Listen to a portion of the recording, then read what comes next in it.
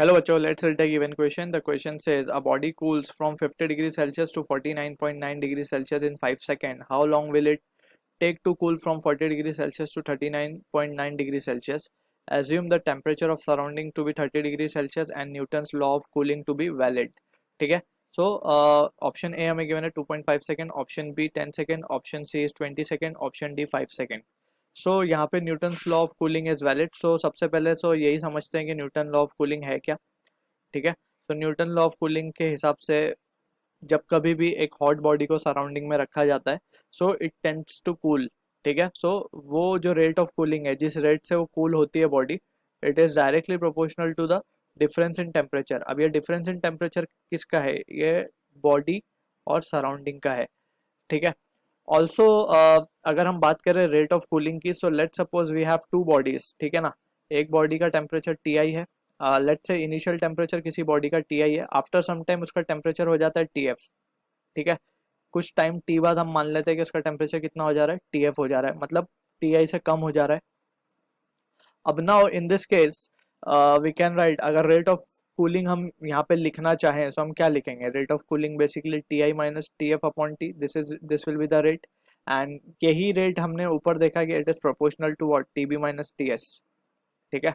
अब यहाँ से वी कैन से, अगर हम ये प्रोपोर्शनैलिटी हटा दें, so we will be introducing a constant over here. So क्या लिखेंगे? T i minus T f upon t and that will be equals to k. ठीक.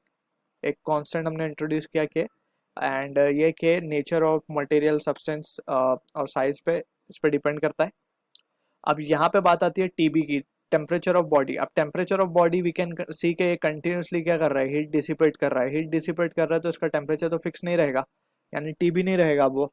तो वी कैन टेक के टी फाइनल से टी इनिशियल के बीच का temperature we will consider, that is the average temperature we will consider instead final और इनिशियल. ठीक है ना. तो उसका एवरेज ले लेंगे हम. सो एवरेज में क्या लिखेंगे? T i plus t f upon two minus of t s. So ये एक्सप्रेशन जो है we will be using over here to solve the given question. अब यहाँ से we can say for the first case हमसे बोला जा रहा है body is cool from 50 to 49.9.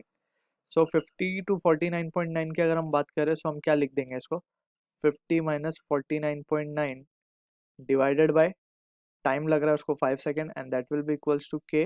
अब इन दोनों का एवरेज लेते हैं 50 और 49.9 का, तो ये क्या आ जाएगा? 99.9 divide by 2 minus of surrounding temperature is been given as 30.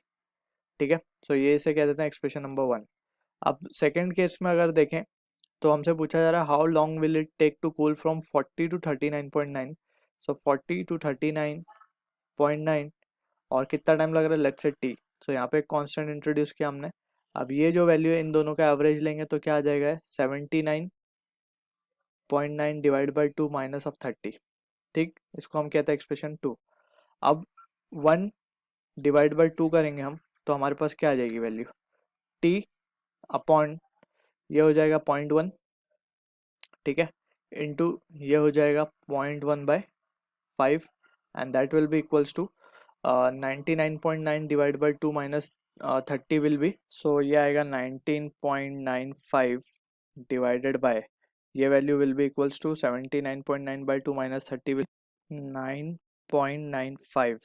सो यहाँ से हम कह सकते हैं 0.1 कैंसिल हो जाएगा, दैट विल बी टी की वैल्यू आएगी हमारे पास. So this will be 2 into 5 that is 10 seconds. So this is the answer to the question जो कि मैच होगा ऑप्शन बी के साथ. I hope you understood the solution. All the best.